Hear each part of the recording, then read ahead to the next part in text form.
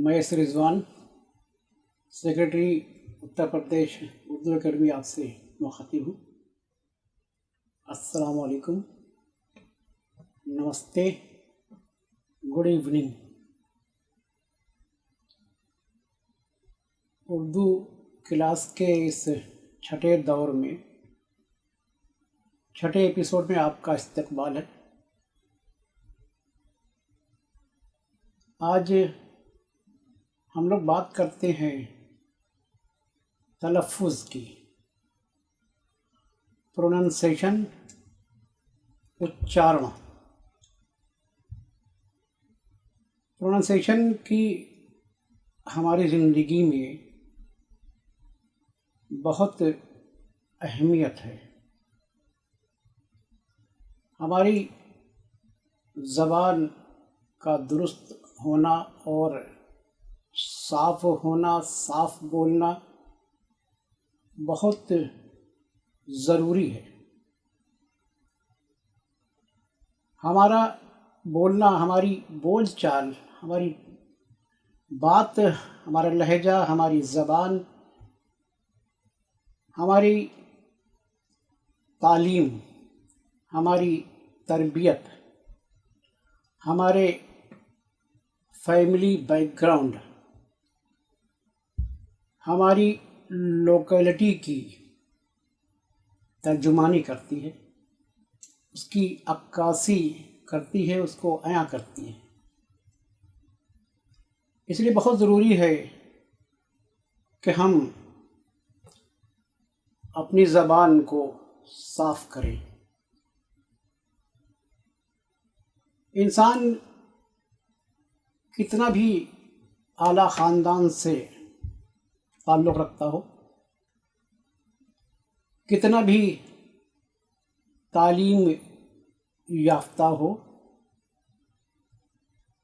लेकिन अगर वो ज़बान से गलत अल्फाज अदा करेगा तो एक अनजान इंसान के सामने पल भर में अपनी तस्वीर ख़राब कर लेगा। जैसे कि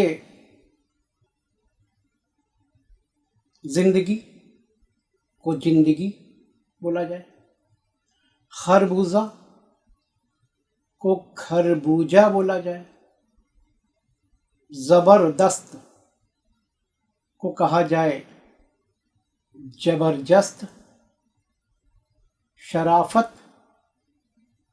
को बोल दिया जाए सराफत, भाषा को बोला जाए भाषा। तो अब आप अंदाज़ा लगाइए कि हम ये क्या कर रहे हैं। तो ज़बान बहुत ज़रूरी है, ज़बान अल्फाज की अदाई सही तरीके से हो। बहुत एक प्रोग्राम हुआ करता था बहुत पहले, कुछ लोग, मतलब मैं इसलिए कह रहा हूँ, कुछ लोग जो थे कोशिश करते थे, मेहनत करते थे कि जो सामने वाला है वो साफ बोले, अच्छा बोले। तो पहले एक प्रोग्राम आया करता था रेडियो पे, बिनाका अंताक्षरी के नाम से। उसके एंकर हुआ करते थे शील कुमार। तो अंताक्षरी में हिस्सा लेने वाले लोग, कोई लड़का या लड़की जब गलत अल्फाज गाते थे, गाने में अल्फाज गलत इस्तेमाल करते थे, तो फ़ौरन वो टोकते थे। और टोकते ही नहीं थे बल्कि प्रोग्राम से बाहर कर देते थे और ये कहते थे कि इसको दुरुस्त करके आइएगा, अगली बार जब आइएगा तो आपकी ज़बान दुरुस्त होना चाहिए। तो इस तरह की कोशिश भी हुई है, आज भी कोशिश है। मैं तो इस वक्त पूरा जहन में नहीं है, लेकिन एक फिल्मी एक्टर और एंकर गालिबन अन्नू कपूर और शेखर सुमन, कुछ और भी नाम है जो कि मतलब मैंने देखा उनको ये मेहनत, ये कोशिश जद्दोजहद करते हुए कि इनके अल्फाज जो है ज़बान से साफ अदा हों। ज़बान का बड़ा ज़िंदगी में बड़ा ताल्लुक़ है, बड़ी इम्पोर्टेंस। ज़बान के मामले में मुझे ये भी याद आ रहा है कि कई फिल्म, कई गानों में भी इस तरह की बात आई है। जैसे एक गाना इस वक्त जहन में आ रहा है कि सावन का महीना पवन करे शोर, तो वो गाती है सावन का महीना पवन करे शोर। तो उसमें ही कहा जाता है कि अरे भाई बाबा शोर नहीं शोर। एक और फिल्म मुझे याद आ रही है, उसमें अमिताभ बच्चन जी जो है वो एक सिखाते हैं किसी को कि सब ये बोलो, जिंदगी सोज बने साज न बनने पाए, साजे दिल ऐसे बजे आवाज न होने पाए। अब अगला बोल रहा है, जिंदगी सोज बने साज न बनने पाए, साजे दिल ऐसे बजे आवाज ना होने पाए। बड़ी मेहनत, अरे भाई अरे बाबा, ये तो कोशिश होती है।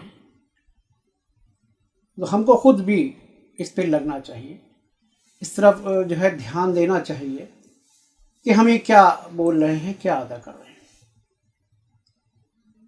अच्छा, एक बात और है, कुछ लोगों की ये अदा भी हो सकती है। कोई बहुत सुपरस्टार हो, बहुत बड़ा स्टार हो, किसी लिटरेरी घराने से ताल्लुक़ रखता हो, वो अगर बोलता है कुछ, आइए आज ही खरीदे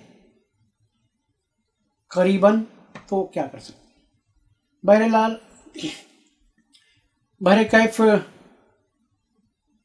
उर्दू ऐसी ज़बान है, उर्दू इसमें अल्फाज दुरुस्त कराने और ज़बान को साफ़ करने की सलाहियत है, खूबी है। खूबी क्या है, बल्कि ये तो ज़बान ऐसी है, ये उर्दू ऐसी है कि ज़बान बोलना ज़बान को साफ़ करा के ही मानती है।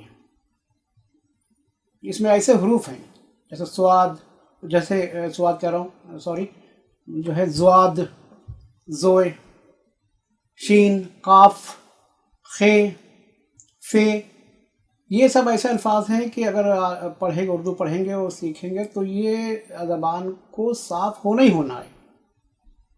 बहरहाल इतनी अच्छी ज़बान है, तो हम सीखें इसको, जो है हम लोग इसको जो है आगे बढ़ाएं। मेरे साथ जुड़िए। वो बोलता है तो उसकी बातों से फूल झड़ते हैं, वो बोलता है तो उसकी बातों से फूल झड़ते हैं। यह बात है तो चलो बात करके देखते हैं। बहुत शुक्रिया।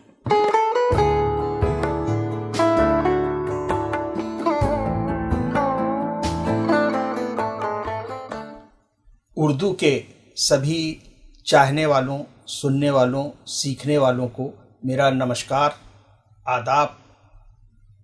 आज उर्दू अकादमी की ओर से पठन पाठन, तालीम व तदरीस का जो सिलसिला चल रहा है, उसके छठे हिस्से में आप सबका खैर मक़दम है।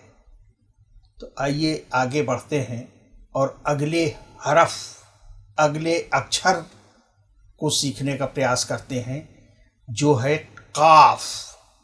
काफ, ये देखिए, काफ, QALAF, काफ, नहीं ए नहीं, QALF, काफ कहते हैं इसे।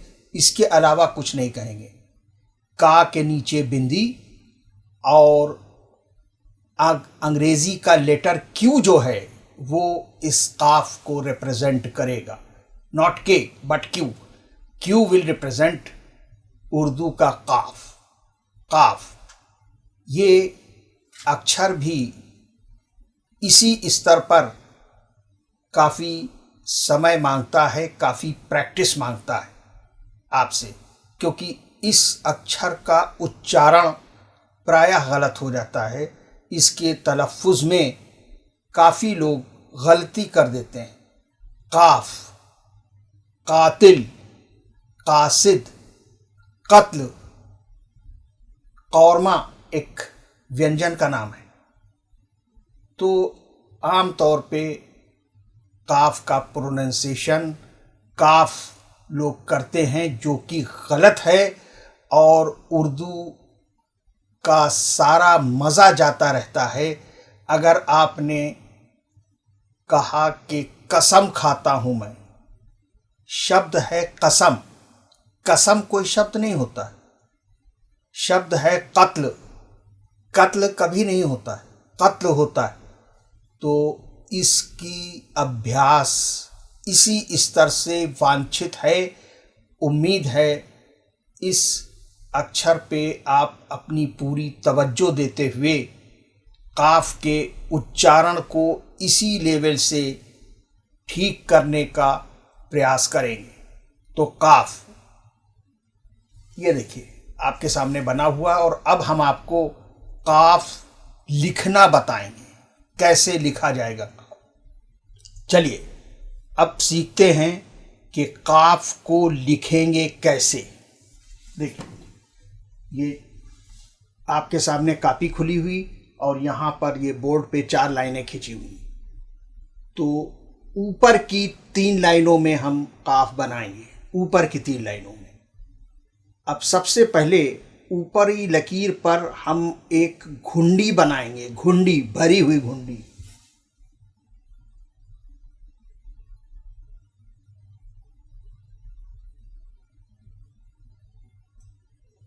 ये अब घुंडी बन गई। अब देखिए नीचे की तरफ आएंगे, 3/4 वृत्त की रचना करेंगे। कैसे? धीरे धीरे करके नीचे आएंगे, और तीसरी लकीर छूते ही हम ऊपर की तरफ घूम जाएंगे, और फिर इसी लकीर तक आने के बाद में हम कलम को कागज से हटा लेंगे। देखिए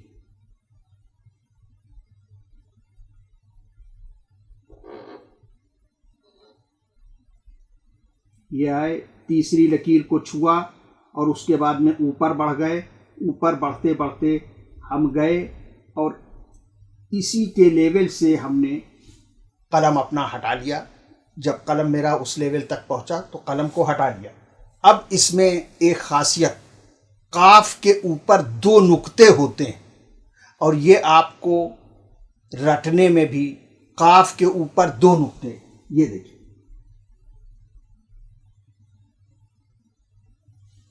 ये हो गया काफ। नाम भी होता है कासिम, कमर, कत्ल, कातिल, कासिद, किस्सा। कहते नहीं ये किस्सा फिर कभी, काफ से। किस्सा नहीं होता है, किस्सा कोई शब्द नहीं होता है। आप खुद जब सुनेंगे तो आपके सामने जब कोई बोलेगा किस्सा तो आपको अटपटा लगेगा, लेकिन आप ये जानने का प्रयास नहीं करते हैं कि ये कानों को अटपटा क्यों लग रहा है। क्योंकि जो हर्फ का सही प्रोनंसिएशन है, हम हों चाहे आप हों, जब वो नहीं करेंगे तो अटपटाहट स्वाभाविक है। लेकिन उस अटपटाहट को इग्नोर करके फिर आदमी उसी तरह से काफ को काफ बोलता है, जो कि गलत है। इसी स्तर पे ये सारे सुधार वांछित हैं। इन सारे सुधारों को इसी लेवल पे करना है, तभी आप उर्दू की सही इमारत खड़ी कर पाएंगे। ये देखिए काफ हो गया। अब आइए आगे बढ़ते हैं अगले अक्षर की ओर। अब काफ के बाद आता है काफ, यानी वो आवाज जो आप काफ की जगह भी निकालते हैं और काफ की जगह तो निकालते ही हैं। तो लेकिन दोनों भिन्न हैं। काफ देखिए अभी हमने आपको बताया किस तरह से लिखा गया, लिखना भी बताया, दिखाया भी, लेकिन काफ जो है वो इससे मुख्तलिफ है।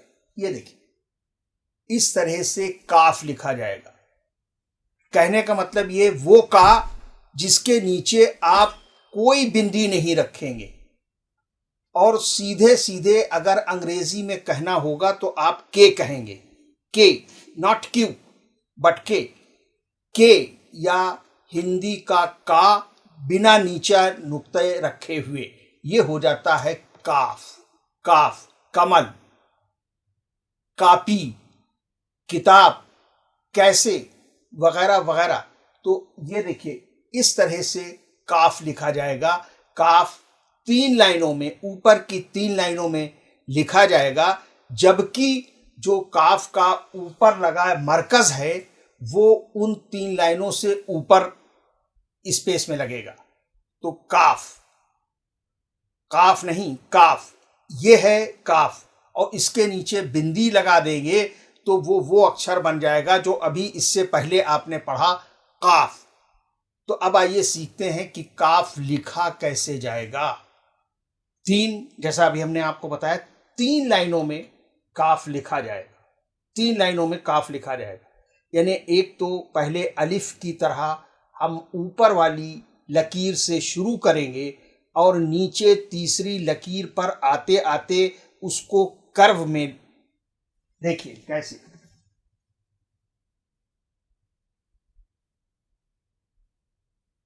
ये देखिए अब ये तीसरी लकीर पे आते आते हमने इसको कर्व ले लिया। कर्व लेने के बाद में काफी दूर तक हम लकीर के ऊपर लकीर पे रहे और उसके बाद में हमने बे की तरह एक कगर उठा दी। जैसे बे ते टे में उठाते हैं तो उसमें तो दोनों तरफ उठाते हैं, मगर यहाँ दोनों तरफ नहीं। यहाँ इस तरह से अलिफ की तरह हमने डंडा खींचा, तीसरी लाइन शुरू होने से पहले हमने उसको कर्व लिया, नीचे तक आए, तीसरी लकीर छुई और कुछ दूर तक हम उसी लकीर पर चले। कुछ दूर तक उसी लकीर पे चलते रहने के बाद हमने कगर उठा दी, जैसे कि बे ते टे में उठाते थे, और उसके बाद में हमने एक मरकज लगा दिया। मरकज कैसे लगता है, ये तीसरी लाइन के ऊपर एक 45 डिग्री का एंगल बनाते हुए एक अंदाजे से एक ऐसी रेखा खींची जो यहां पर आके मिल जाए। देखिए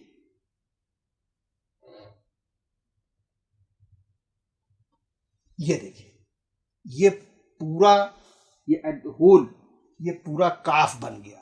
काफ, का बिना नीचे कोई बिंदी लगाए, काफ। कमला, कमल, कैसे, कहाँ, वगैरह वगैरह। कापी, किताब, ये सारे अक्षर का से आए। अब आइए काफ के आगे बढ़ते हैं और बढ़कर आ जाते हैं गाफ पर। गाफ पर ये देखिए, गाफ बिल्कुल आकृति शक्ल हू बहू काफ की, बस केवल एक मरकज बढ़ेगा। जितना बड़ा काफ का मरकज है उससे छोटा करके हम एक मरकज उस काफ के मरकज के ऊपर और लगा देंगे, थोड़ा इधर से और थोड़ा उधर से, बैलेंसिंग मार्जिन देते हुए एक अक्षर जब और बढ़ा देंगे तो ये कहलाएगा गाफ। गाफ, गमला, गमला, गाफ से गमला, गाफ से गांव, विलेज, वगैरह वगैरह। अब हम आपको गाफ लिखना सिखाएंगे कि किस तरह से गाफ लिखा जाएगा।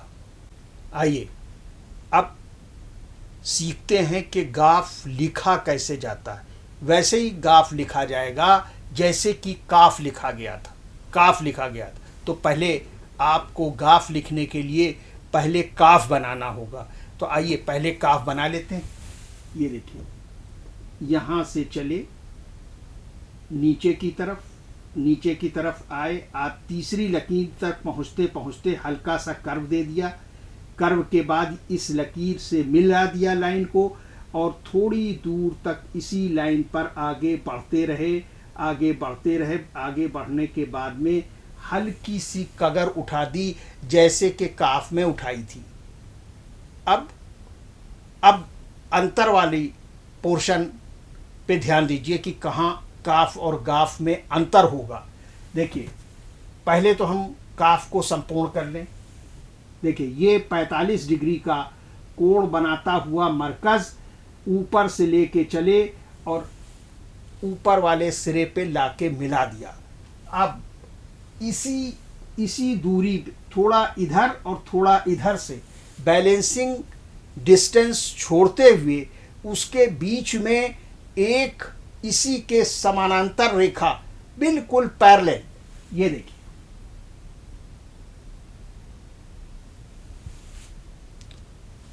एट द होल, ये पूरा गाफ हो गया। गाफ अंग्रेजी का जी और हिंदी का गा। गाफ से गोपी, गाफ से गमला, गाफ से गांव, विलेज, जहाँ के हमारे आधे से ज़्यादा भारत रहता है। तो गाफ इस तरह से लिखा जाएगा, गाफ। काफ के ऊपर एक मरकज और, मगर उस मरकज में ये इधर से थोड़ी जगह छोड़ी और इधर से थोड़ी जगह छोड़ी, बीच में उसी लेंथ से कुछ कम एक रेखा और खींचेंगे तो ये पूरा का पूरा जो आकृति बनेगी वो उर्दू का गाफ कहलाएगी। आइए अब आगे बढ़ें अगले अक्षर की ओर। ये अक्षर लाम कहलाता है। लाम, इसको उर्दू में लाम ही कहेंगे, ना ला कहेंगे, ना एल कहेंगे, ना इसके अलावा कुछ कहेंगे, बल्कि इसको लाम कहेंगे। LAAM, लाम। लाम अंग्रेजी के एल को रिप्रेजेंट करेगा और हिंदी के ला को रिप्रेजेंट करेगा। इसमें कोई नुक्ता वगैरह नहीं रहेगा।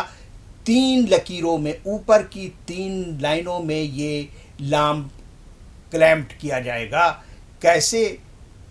देखिए, पहले तो ये देख लीजिए कि ये बना बनाया लाम कैसा है, फिर हम आपको लाम लिखना भी सिखाएंगे। ऊपर से चले, नीचे तक आए, तीसरी लाइन पे जाते जाते कर्व ले लिया। कर्व लेने के बाद तीसरी लकीर को छुआ और उसके बाद ऊपर की तरफ बढ़ गए और दूसरी लाइन तक पहुँचने के बाद कलम को कागज़ पर से उठा लिया। ये हो जाएगा लाम। अब हम आपको बोर्ड पर लाम लिखना सिखाएंगे कि कैसे लाम बनाया जाता है। आइए लाम लिखना सीखिए, कैसे लिखते हैं। ये देखिए, 4 रूल की कापी आपके सामने खुली है। यहाँ बोर्ड पर 4 रूल बने हुए हैं। अब शुरुआत करते हैं, लाम कैसे लिखा जाएगा। ये देखिए, यहाँ से चले, नीचे तक अलिफ बनाते हुए आए। तीसरी लाइन आते आते हमने कर्व ले लिया।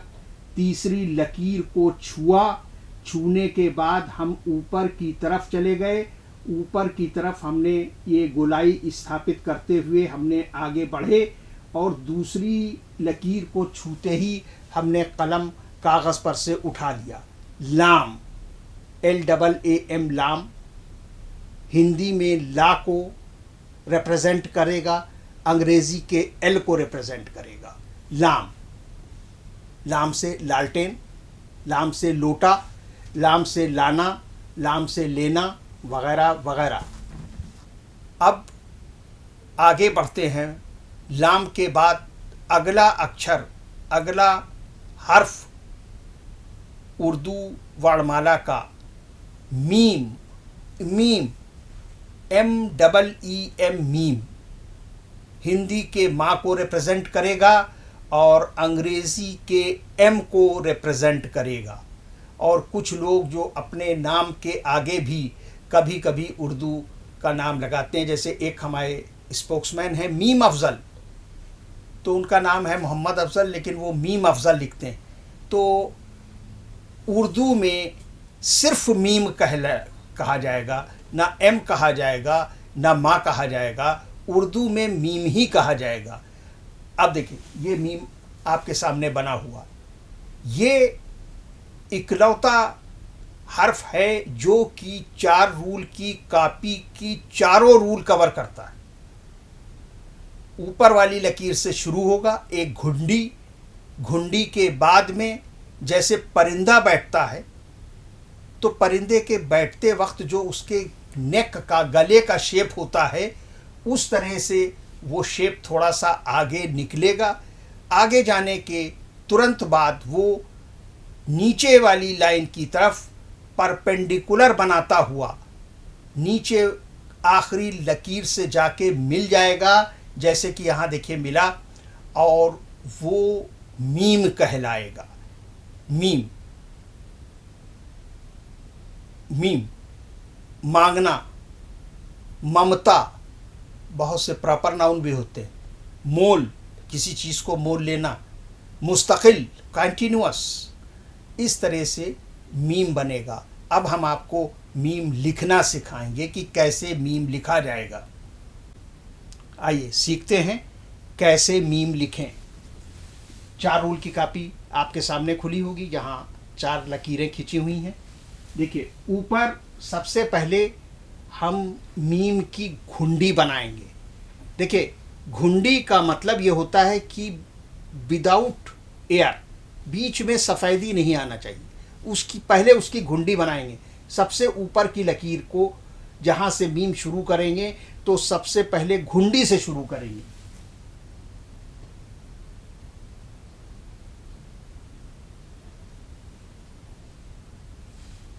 अब ये देखिए, अब इसको हम आगे की तरफ आए, यूं मुड़े, यूं आए, और अब हमने परिंदे के गले की शक्ल इसको दे दी, और उसके बाद में स्ट्रेट डाउनवर्ड्स चले गए 90 डिग्री का एंगल बनाते हुए।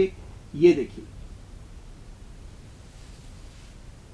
मीम, ये इकलौता लेटर है जो चारों लकीरें के बीच क्लैम्प्ड होगा। मीम, जैसे अंग्रेजी में एफ होता है, स्मॉल एफ, टॉल लेटर चारों लकीरें कवर करता, वैसे ये मीम। मीम, हिंदी का माँ, अंग्रेजी का एम, मीम। आकृति ऐसी बनाई जाएगी। ऊपर घुंडी होगी, घुंडी के ज़रा सा आगे बढ़ते ही हम परिंदे की गर्दन के शेप में उसको कर्व देंगे। कर्व देते ही हम अपने उंगलियों को बिल्कुल स्ट्रेट 90 डिग्री पे नीचे की तरफ लाएंगे और नीचे लाएंगे, यहाँ तक कि चौथी लकीर से मिला देंगे। ये पूरी जो शेप बना, इसको उर्दू का मीम कहते हैं। उर्दू का मीम, एम ऑफ इंग्लिश एंड माँ ऑफ हिंदी।